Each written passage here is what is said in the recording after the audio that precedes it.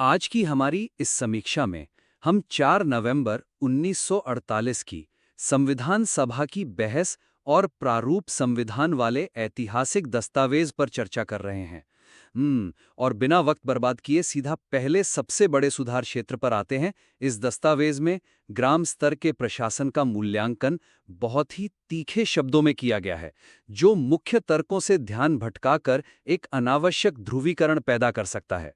हाँ, ये तो इस दस्तावेज की एक बहुत ही स्पष्ट और विचारणीय कमजोरी है। मतलब लेखक का जो मूल विचार है ना, वो ये स्थापित करना चाहता है कि एक आधुनिक संविधान की इकाई व्यक्ति होना चाहिए, ना कि कोई गांव या स्थानीय समूह। लेकिन इस बात को साबित करने के लिए दस्तावेज में क्या किया गया है? गांवों को संकीर्णता, अज्ञानता और सांप्रदायिकता का अड्डा कह दिया गया है। जो कि पढ़ने में काफी ज्यादा आक्रामक लगता है। बिल्कुल लगता है। और मेटकाफ के संदर्भ का उपयोग करते हुए गांव को भारत की बर्बादी का कारण तक घोषित कर देना, मतलब ये एक बहुत बड़ी रणनीतिक भूल प्रतीत होती है। देखो, जब आप इस तरह की भाषा का प्रयोग करते हैं तो जो पाठक या सभा के सदस्य विकेंद्रीकरण में दृढ़ विश्वास रखते हैं, विशेषकर जो गांधीवादी विचारक हैं, वो तुरंत एक रक्षात्मक स्थिति में आ जाते हैं। हाँ, जाहिर सी बात है। और इससे होता यह है कि एक गंभीर वैधानिक और दार्शनिक बहस पूरी तरह से एक व्यक्तिगत या भावनात्मक हमले में बदलकर रह जाती है। मैं समझ रहा हूँ। मतलब ये तो बिल्कुल ऐसा हो गया ना, जैसे आप किसी पुरानी ऐतिहासिक इमारत को गिराने की वकालत कर रहे हों, क्योंकि वो आधुनिक समय के हिसाब से सुरक्षित नहीं है। हाँ, बिल्कुल सही उपमा है। लेकिन आप ये भूल गए कि कई लोगों की उस इमारत से गहरी सांस्कृतिक भावनाएं जुड़ी हैं। अगर आप उस इमारत को सीधे कचरे का ढेर कहेंगे तो लोग नई इमारत की मजबूती पर ध्यान देने के बजाय आपसे लड़ने लगेंगे। क्या हम इस आलोचना को थोड़ा और वस्तुनिष्ठ नहीं बना सकते ताकि लोग आहत ना हो? एकदम सही पकड़े हैं आप। जब आप किसी की मान्यता पर इतना सीधा प्रहार करते हैं ना, तो आप श्रोता को उसी पल खो देते हैं। तो मेरा सुझाव यही है कि इस पूरे अनुभाग के लहजे को आक्रामक से बदलकर थोड़ा कूटनीतिक और विशुद्ध रूप से संस्थागत बनाया जाना चाहिए। अच्छा, संस्थागत कैसे? मेरा मतलब है कि हमें इन आक्रामक विशेषणों को पूरी तरह हटा देना चाहिए। इसके बजाय अपने तर्क को आधुनिक राज्य प्रशासन और व्यक्तिगत अधिकारों की रक्षा की व्यवहारिक आवश्यकताओं पर केंद्रित करना चाहिए। इससे लेखक का जो मूल उद्देश्य है वो भी पूरा हो जाएगा और कोई वर्ग खुद को अलग थलग भी महसूस नहीं करेगा। बात तो आपकी सही है। मतलब हम आलोचना को भावना से हटाकर प्रशासनिक क्षमता पर ला रहे हैं। लेकिन मेरे मन में ना एक सवाल आ रहा है। हाँ, बताइए। अगर हम इस तरह से विशेषणों को हटा देंगे तो क्या लेखक का मूल तर्क कमजोर नहीं पड़ जाएगा? मतलब वो तो बहुत मजबूती से ये जताना चाहते हैं कि गांव एक आधुनिक राष्ट्र राज्य की धुरी नहीं बन सकते। ये एक वाजिब चिंता है आपकी, लेकिन असल में ऐसा होगा नहीं।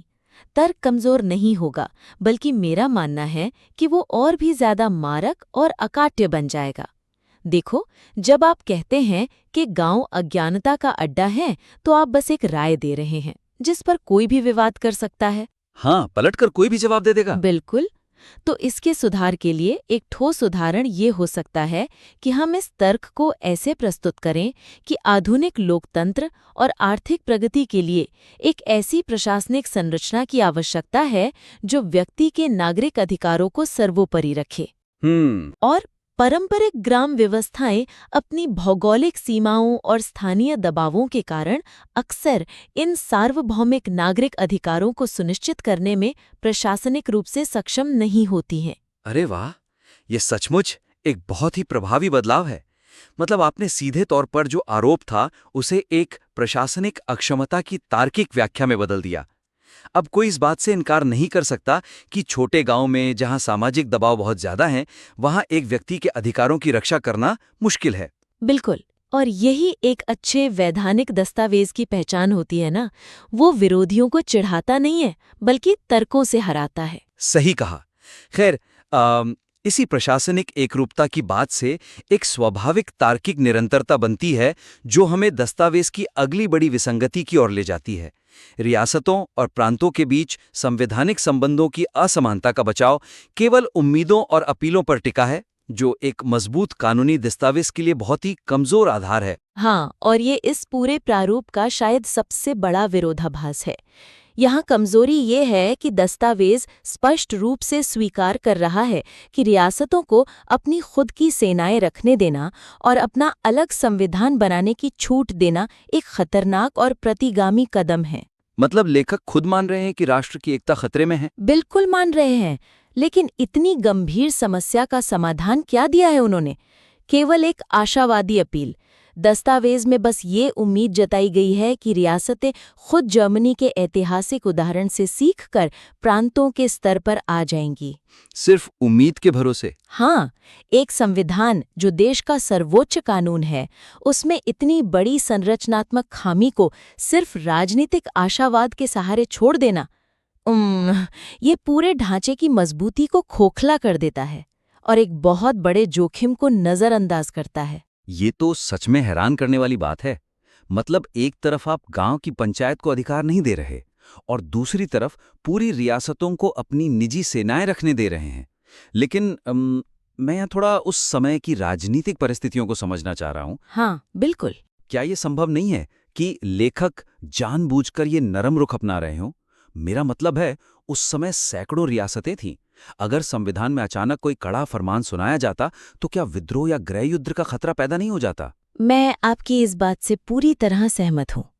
सीधा सैन्य या राजनीतिक हस्तक्षेप उस समय एक नए राष्ट्र के लिए आत्मघाती हो सकता था। रियासतें भड़क सकती थीं। लेकिन मेरा सुझाव ये बिल्कुल नहीं है कि हम उन पर कोई आक्रामक दबाव डालें। अच्छा, तो फिर क्या किया जाए? मेरा सुझाव ये है कि केवल सद्भावना और अपीलों पर निर्भर रहने के बजाय दस्तावेज में पहले से ही मौजूद जो वित्तीय समिति है ना, यानी expert committee on financial provisions, उसकी रिपोर्ट के निष्कर्षों को जोड़कर इस समस्या का एक संस्थागत और आर्थिक समाधान पेश किया जाना चाहिए। अच्छा, मतलब हम सीधे तलवार दिखाने के बजाय उनके खजाने पर शिकंजा कसने की बात कर रहे हैं। एकदम सही पकड़े हैं आप। तो क्या हम दस्तावेज के दूसरे हिस्से में मौजूद जो भूमि सीमा शुल्क और आयकर पूल के सख्त आर्थिक प्रावधान हैं, उन्हें इस एकीकरण के तर्क के साथ एक पुल की तरह जोड़ सकते हैं? 100% जोड़ सकते हैं और यही एक परिपक्व रणनीति होगी। इसके सुधार के लिए एक ठोस उदाहरण ये हो सकता है कि लेखक अपनी अपील को मजबूत करने के लिए वित्तीय तंत्र का हवाला दे। वो कैसे? हम इसे ऐसे लिख सकते हैं कि चूंकि संघीय सरकार समुद्री सीमा शुल्क और केंद्रीय उत्पाद शुल्क को पूरे संघ में समान रूप से लागू करने जा रही है, तो जो राज्य संघ के इस वित्तीय पैटर्न में शामिल नहीं होंगे, उन्हें राज्य आयोग द्वारा तय किया गया एक भारी वित्तीय योगदान देना होगा। ये तो बहुत ही चतुर और मारक रणनीति है। मतलब ये आर्थिक दबाव स्वतः ही रियासतों को प्रांतीय ढांचे में विलय के लिए प्रेरित कर देगा। बिल्कुल, आपको उनसे उनकी सेनाएं नहीं मांगनी पड़ेंगी। जब उन्हें लगेगा कि स्वतंत्र बने रहने की आर्थिक कीमत बहुत ज्यादा है, तो वो खुद मुख्यधारा में शामिल हो जाएंगे। ये वाकई में एक शानदार संस्थागत समाधान है। खैर, रियासतों के इन सवालों के बाद अब हमें उस बुनियादी राजनीतिक चुनौती का सामना करना होगा जो इस पूरे दस्तावेज की वैधता पर ही उठाई गई है। संविधान सभा के सांप्रदायिक आधार और वयस्क मताधिकार की कमी पर उठाई गई गंभीर आपत्तियों का खंडन करने में दस्तावेज का मुख्य आख्यान पूरी तरह से मौन रह जाता है। और ये मौन रहना भविष्य के लिए एक बहुत बड़ा खुला मैदान छोड़ देता है। यहाँ कमजोरी ये है कि दस्तावेज के अंत में मौलाना हसरत मोहानी द्वारा एक बहुत ही तीखा और तथ्यात्मक प्रहार किया गया है कि ये सभा केवल एक पार्टी के वर्चस्व वाली है और इसका चुनाव सांप्रदायिक आधार पर हुआ है। और इसमें सोवियत संघ जैसे प्रगतिशील मॉडलों की भी उपेक्षा हुई है। हाँ, मुख्य प्रस्तुति में अल्पसंख्यकों के अधिकारों पर चर्चा तो है, लेकिन इस सभा के अधिकार क्षेत्र या उसकी वैधानिकता पर उठने वाले इस प्रतिवाद को पहले से ही बेअसर करने की कोई भी रणनीति दस्तावेज में नहीं है। मैं अगर एक आम पाठक के नजरिए से सोचूं ना, तो ये तो कमरे में मौजूद हाथी को अनदेखा करने वाली बात हो गई। मतलब कोई पूछ रहा है कि आपको ये संविधान लिखने का अधिकार किसने दिया, और आप चुप हैं, तो पाठक यही सोचेगा कि लेखक इस असहज प्रश्न से जानबूझकर बच रहा है। जाहिर सी बात है। लेकिन क्या हम यहाँ अमेरिकी संविधान निर्माताओं का संदर्भ नहीं दे सकते? जो अमेरिका के फाउंडिंग फादर्स थे, वो भी तो संपूर्ण वयस्क मताधिकार से नहीं चुने गए थे ना? तो क्या ये हमारी वैधता के तर्क को मजबूत नहीं कर देगा? ये बहुत ही सशक्त दृष्टिकोण है आपका, और मेरा सुझाव भी यही है कि आलेख के शुरुआती हिस्से में ही जहां फ्लेक्सिबल फेडरेशन या संविधान की प्रकृति की चर्चा की गई है, वहां सभा की लोकतांत्रिक वैधता और उसके सीमित मताधिकार वाले स्वरूप का एक मजबूत और दार्शनिक बचाव शामिल किया जाना चाहिए। तो इसे हम ठोस रूप में कैसे लिख सकते हैं? हम ये कैसे साबित करेंगे कि ये सभा पूरे राष्ट्र का प्रतिनिधित्व करती है? इसे हम बहुत ही तार्किक ढंग से प्रस्तुत कर सकते हैं। इसके सुधार के लिए ठोस उदाहरण ये हो सकता है कि हम संविधान में संशोधन वाले हिस्से में ये तर्क जोड़ें कि यद्यपि ये सभा सीमित मताधिकार से चुनी गई है, लेकिन अल्पसंख्यकों के लिए जिस तरह के सुरक्षा उपाय स्वेच्छा से अपनाए गए हैं, वो इस बात का आकाट्य प्रमाण है कि ये सभा किसी एक गुट की नहीं, बल्कि पूरे राष्ट्र की सामूहिक इच्छा शक्ति का प्रतिनिधित्व करती है। अरे वाह! मतलब बहुमत द्वारा आत्मसंयम दिखाना ही उनके न्यायपूर्ण होने का सबसे बड़ा सबूत है। बिल्कुल, और इसके साथ हम ये भी जोड़ सकते हैं कि एक नए वयस्क मताधिकार चुनाव के इंतजार में राष्ट्र को बिना संविधान के छोड़ना उस वैधानिक शून्यता को जन्म देता जो स्वतंत्र भारत के लिए अत्यंत घातक होता। इससे तो ये साबित हो गया कि सीमित मताधिकार कोई वैचारिक पसंद नहीं बल्कि एक ऐतिहासिक मजबूरी थी। ये स्पष्टीकरण पूरी आलोचना की हवा निकाल देता है। तो आज की हमारी इस आलोचनात्मक चर्चा में हमने 3 मुख्य उच्चस्तरीय बिंदुओं पर ध्यान केंद्रित किया। पहला, ग्राम पंचायतों की आलोचना करते समय लहजे को भावनात्मक हमले के बजाय कूटनीतिक और प्रशासनिक अक्षमता के तर्क पर केंद्रित करना। हाँ, और दूसरा ये कि रियासतों के एकीकरण के लिए केवल सद्भावना पर निर्भर रहने के बजाय वित्तीय समिति की रिपोर्ट के आधार पर कर संबंधी प्रावधानों को एक ठोस दबाव तंत्र के रूप में इस्तेमाल करना।